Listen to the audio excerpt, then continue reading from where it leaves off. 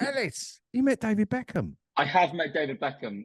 Really weird experience, but like obviously, yeah. You're one of the people that you just meet and you're like, for fuck's sake, he's really attractive. You know, like you just really he shouldn't be that good looking, and he smelled amazing. Like, did he? And he'd been doing it was a stadium, so we were like midway, but you know, like when these people get like shoot days where they do like loads of different media back to back to back, and we were like maybe sixth. He just rocked up, hand sanitized his hands, and still smelled amazing. Like it was, just really weird. How are you feeling? Are you nervous when he's about to? Well, I guess so, but it was like also like I didn't get a run through of like the whole thing, like, because we were that late, like it was delayed, so I didn't get to do a run through. So literally, it was just like, oh shit, like we got to do this thing now. So really weird experience, and yeah, but I think I watched the interview back and I said the word iconic about 50 times, so very clearly was nervous. But he was just he signed my shirt on my back.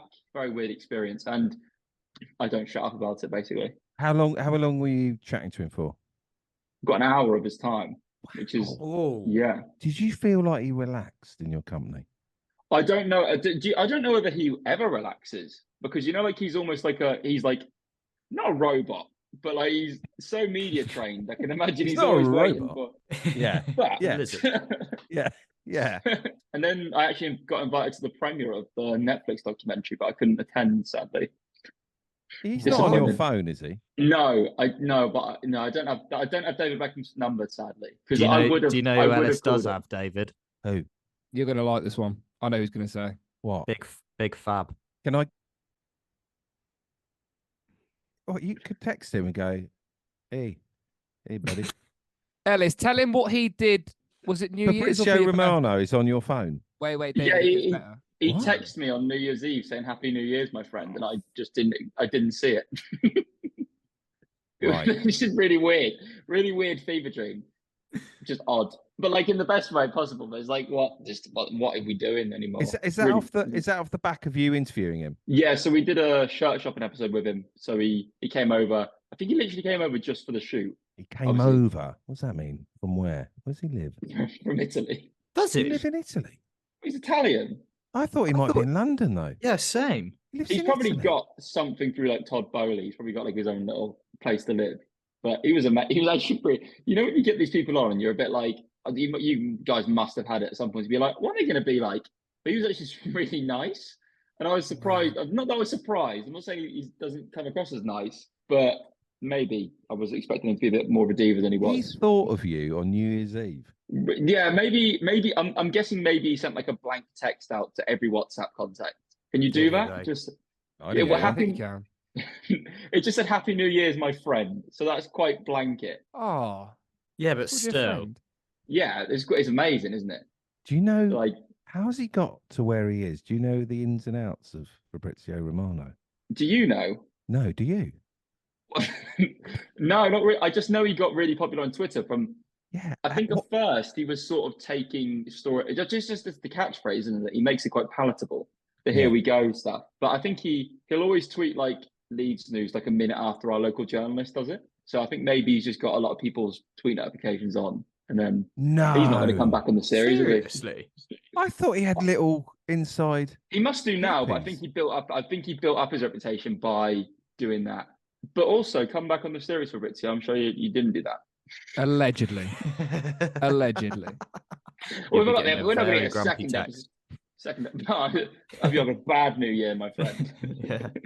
I thought he had little contacts. He must do. At every... He will do now. He must do now, yeah. But like building it up, I guess you have to take a while to get contacts, right? Wasn't there like a Copper 90 video done on him where they talk through like a day in his life during the transfer window, and he just sort of getting text.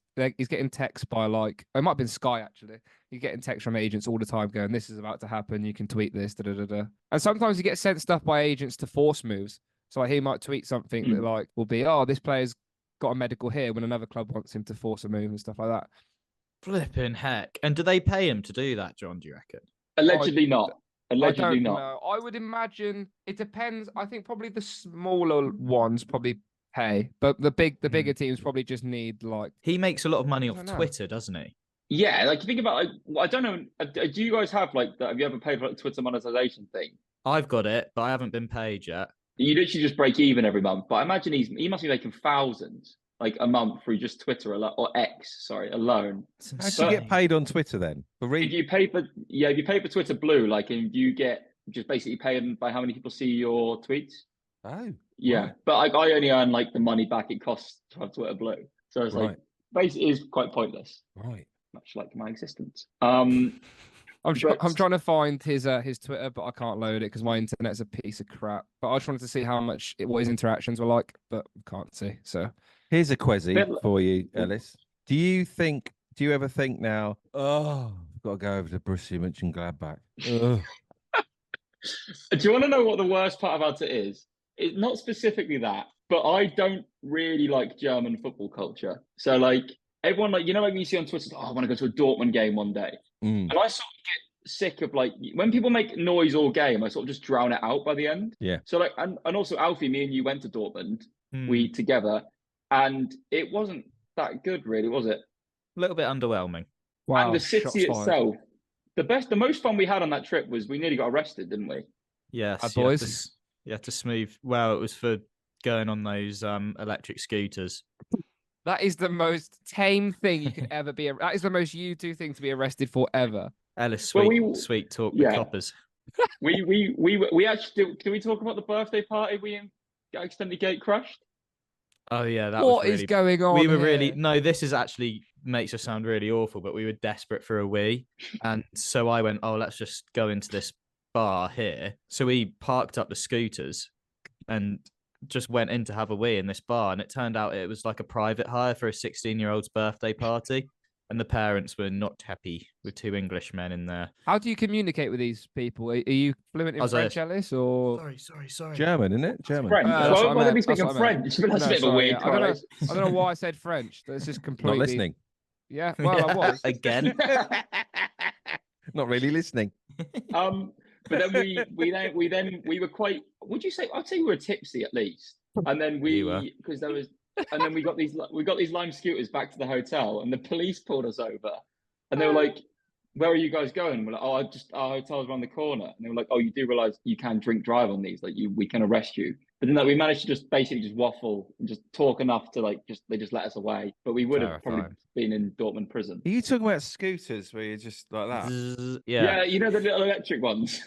Yeah, I had my hand on the throttle, just ready to escape. I love the idea of you pulling up outside of 16-year-olds. I know, it's proper dodgy, isn't it? Do a big wheel spin, burn out, and then peel away. But no, I don't. But to answer the question originally, I don't get sick necessarily of doing. I like going to the worst games more. Like the worst. Yeah. So the latest video I did, I went to Fulham, and it was the Premier League, and I didn't enjoy it at all. And it wasn't. It's not Alfie. It wasn't one of our best videos.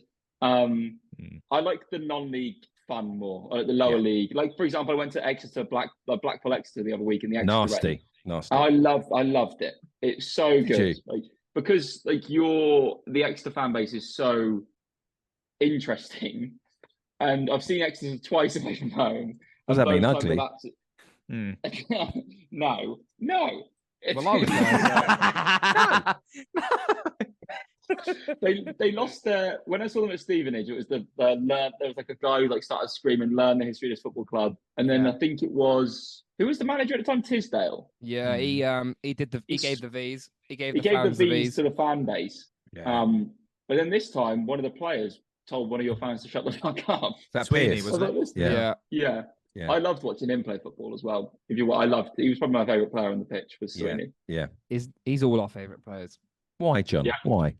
Why do you think? Why is it? Well, maybe not for the same reasons that Ellis liked watching him, but I think he is a very passionate footballer, which we don't have a lot of in our team. You want him on your side. Yeah. You want him in the trenches. Yeah. Yeah. And he gets us. He's been here for like 8 years, whatever it is. So he gets us. He gets the club.